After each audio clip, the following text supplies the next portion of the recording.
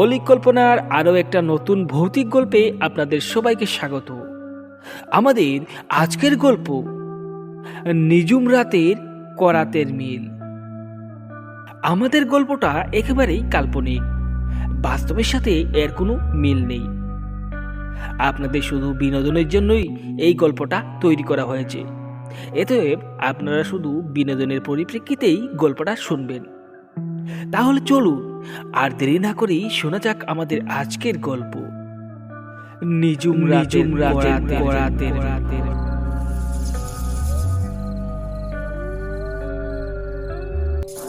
শহরের কোলাহল থেকে দূরে চন্দনপুর নামে একটি গ্রাম।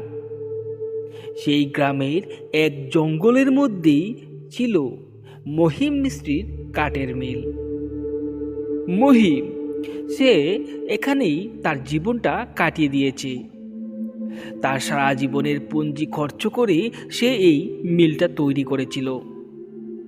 তার ব্যবসা ভালোই চলছিল, তবে এই ব্যবসাটা সে খাড়া করার জন্য অনেক ধার দেনা তাকে করতে হয়। তবে তাতে কোনো তার সমস্যা হচ্ছিল না। তার ব্যবসা একেবারে চকাচক চলছিল। এই দিকেই তার গ্রামের কয়েকজন লোক খুব হিংসে করতে শুরু করে মহিমকে।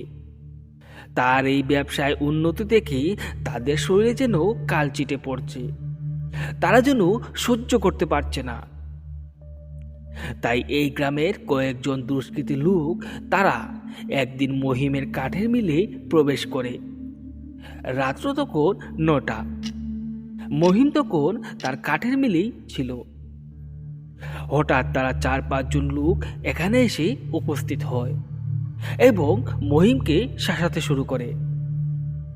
তাদের হঠাৎ সবাই একসাথে দেখি মহিম তখন তাদেরকে জিজ্ঞেস করলো, আরে আরে তোমরা এখানে এত রাত্রিতে এখানে কি করছো? কিছু চাই নাকি তোমাদের? তখন এই 4-5 জনের মধ্যে একজন বলে উঠল, হ্যাঁ চাই। আমরা যা চাই তুই কি দিতে পারবি? শুন মহিম, তোর একটু বাড়াবাড়ি হয়ে যাচ্ছে। তুই এই গ্রামে আর কোনো কাঠের মিল চালাতে পারবি না। এই গ্রামে অনেক শব্দ করছে তোর এই কাঠের মিল দ্বারা। তাছাড়া পরিবেশটাও নষ্ট করছিস তুই। আর তুই যদি তোর কাঠের মিলটা চালাতে চাস তাহলে কিন্তু আমাদেরকে মাসিক একটা টাকা দিতে হবে, নয়তো তুই এই গ্রামে আর কাঠের মিল চালাতে পারবি না। এই কথা শুনে মহিমের রক্ত মাথায় উঠে যায়। কি কি বললেন আপনারা? আমি কি কাঠের মিল চালাতে পারবো না? আমি কি এই গ্রামের বাসিন্দা নয়? তাছাড়া আমি তো পরিবেশকে বাঁচিয়েই কাজ করছি, পরিবেশের তো কোনো ক্ষয়ক্ষতিও করছি না। তাহলে এত সমস্যা কিসের জন্য? আর এই গ্রামের মধ্যে আপনাদের কয়েকজন ছাড়া আর কোনো মানুষেরই সমস্যা হচ্ছে না। আচ্ছা, সত্যি করে বলুন তো আপনাদের সমস্যাটা কি? আপনাদের হিংসে হচ্ছে আমার এই কাঠের মিলের ব্যবসার উন্নতি দেখে, তাই না?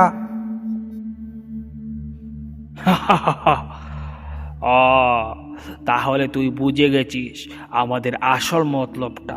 হ্যাঁ হ্যাঁ, আমরা তোকে হিংসে করি। তুই আর এই গ্রামে কোনো কাঠের মিল চালাতে পারবি না, নয়তো তোর খুব খারাপ হয়ে যাবে। এই বলেই তাদের মধ্যে একটা কথা কাটাকাটি শুরু হয়ে যায় এবং কথা কাটাকাটিটা এমন একটা পর্যায়ে গিয়ে পৌঁছায় যেখানে হাতাহাতি শুরু হয়ে যায়। ওদিকে মেশিনগুলো সেই হলঘরের ভেতরেই হু হু করে চলছিল। মেশিনগুলোর শব্দটা এতটাই ছিল যে বাইরে কোনো শব্দ আসছিল না। ঘরের ভিতরে তুমুল ঝগড়া বাঁধে এবং সেই ঝগড়ায় হঠাৎ হাতাহাতি শুরু হয়ে যায় এবং এই হাতাহাতির মধ্যে হঠাৎ তারা সবাই মিলে মহিমকে একটা ধাক্কা দেয়। তবে ধাক্কাটা তারা আসতেই দিয়েছিল। তবে দুর্ভাগ্যবশত মহিম কাঠ চেরাই করা মেশিনটার উপরে পড়ে যায় এবং সেখানেই একটা বিরাট বড় দুর্ঘটনা ঘটে। মহিমের দেহটা সেই মেশিনের কড়াতেই দুভাগে ভাগ হয়ে যায়। এই ভয়ঙ্কর দৃশ্য দেখে এইখানে 4-5 জন লোক তারা ভয়ে পালিয়ে যায় এবং তারা সবাই সেখান থেকে বের হয়ে এসে নিজেদের মধ্যে যুক্তি করে এই ঘটনার সাক্ষী এই চারজন ছাড়া আর যেন কেউ না জানতে পারে। পরদিন সকালে গ্রামবাসীরা জানতে পারে এই মর্মান্তিক ঘটনার ব্যাপারটা। সবাই দুঃখী, তার পরিবারের লোকজনও হতবাক, এই দুর্ঘটনা কি করে হলো। তার কিছুদিন পরেই লোন পাওনা লোকগুলো তার বাড়িতে এসে হানা দিতে শুরু করে। সবাই টাকার জন্য তার বাড়িতে প্রচণ্ড পরিমাণে অত্যাচার করতে শুরু করে তার এই স্ত্রীর উপর। তার স্ত্রী কোনো রাস্তা না পেয়ে বাধ্য হয়ে সেই গ্রাম থেকে পালিয়ে যায়। তারপরে এই চারজন মিলে একদিন যুক্তি করে, আচ্ছা শুনো সবাই, মহিমকে তো আমাদের রাস্তা থেকে সরিয়ে দিলাম, আর তার স্ত্রীটাও পাওনাদারের অত্যাচারে গ্রাম থেকে পালিয়েছে। এবার আমরা চারজন মিলে এই কাঠের মিলটা হাতিয়ে নেই। কি বলো তোমরা? সবাই কি একমত আছো আমার কথায়? হ্যাঁ হ্যাঁ হ্যাঁ, আমরা সবাই রাজি আছি, ঠিক আছে। আচ্ছা তাহলে শুনো সবাই, আজকে রাত্রিবেলা মহিমের সেই কাঠের মিলে যাব, আর সেখানে গিয়ে মহিমের যা কিছু জিনিসপত্র আছে তার সব দামি দামি মেশিন সব কিছুই আমরা সেখান থেকে নিয়ে আসব এবং অন্য জায়গায় গিয়ে আমরা কাঠের মিল তৈরি করব। এইভাবে তৈরি হবে বিনা পুঁজিতে আমাদের কাঠের মিল। তাহলে তাহলে সবাই আজকে রাত্রে তৈরি থেকো। তারা সবাইও তার কথায় সম্মতি জানালো। তারপর তারা রাত্রি হতেই সবাই মুখে কালো গামছা বেঁধে রওনা দিল মহিমের সেই পরিত্যক্ত কাঠের মিলের দিকে। সেখানে গিয়ে তারা দেখতে পেল মাকড়সায় জাল বেঁধে রয়েছে সমস্ত ঘরটাই। শুধু একটা অদ্ভুত জিনিস, এই ঘরে এতদিন হয়ে গেছে কিন্তু কোনো জিনিসপত্রই কিন্তু ময়লা পড়েনি।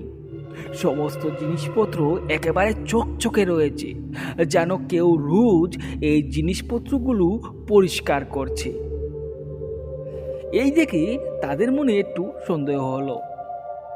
পরে ভাবলো এটা হয়তো কোনো বালু ধুলা এইসব প্রবেশ করে না, তার জন্যই এরকম পরিষ্কার রয়েছে।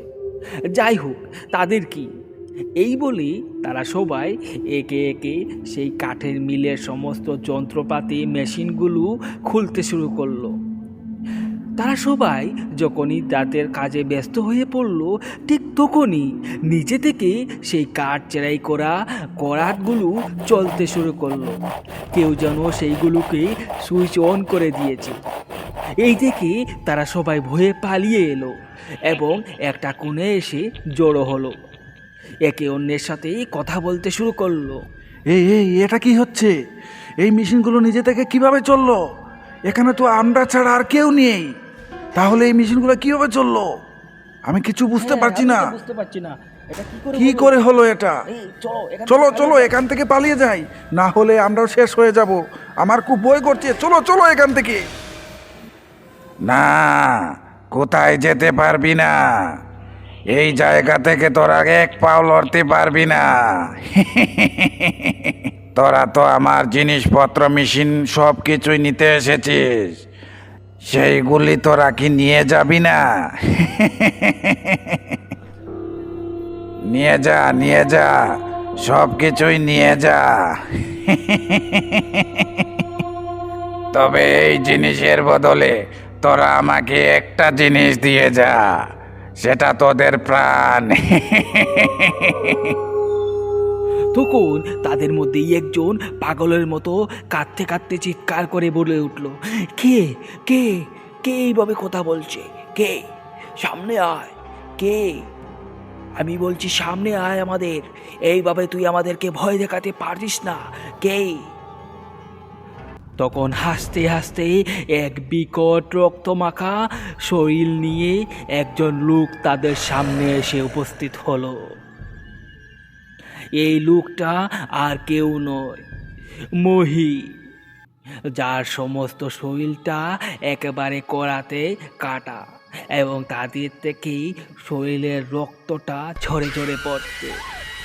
তার মুখটাও ভয়ঙ্করভাবে কেটে গেছে এত ভয়ঙ্কর দৃশ্য যা তারা চোখে দেখে আর সহ্য করতে পারছে না।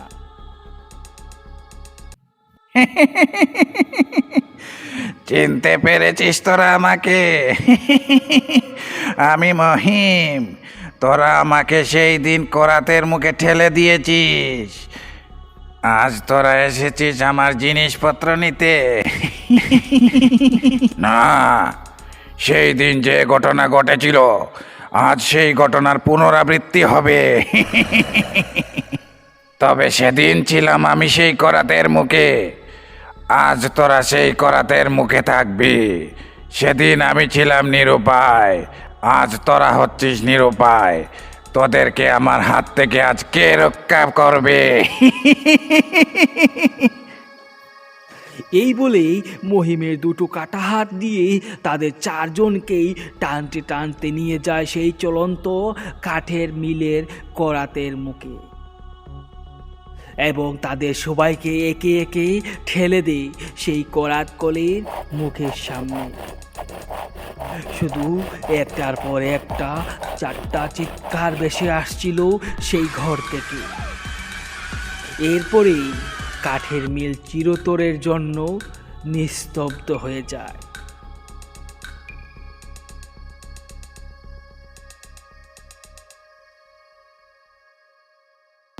আপনারা এতক্ষণ শুনছিলেন আমাদের আজকের গল্প নির্জন রাতের করাতের মিল। গল্পটা আপনাদের ভালো লাগলে অবশ্যই আমাদের ইউটিউব চ্যানেলটাকে সাবস্ক্রাইব করে যেতে ভুলবেন না। দেখা হচ্ছে আবারও আপনাদের নতুন একটা ভৌতিক গল্পে। ততক্ষণের জন্য সবাইকে শুভরাত।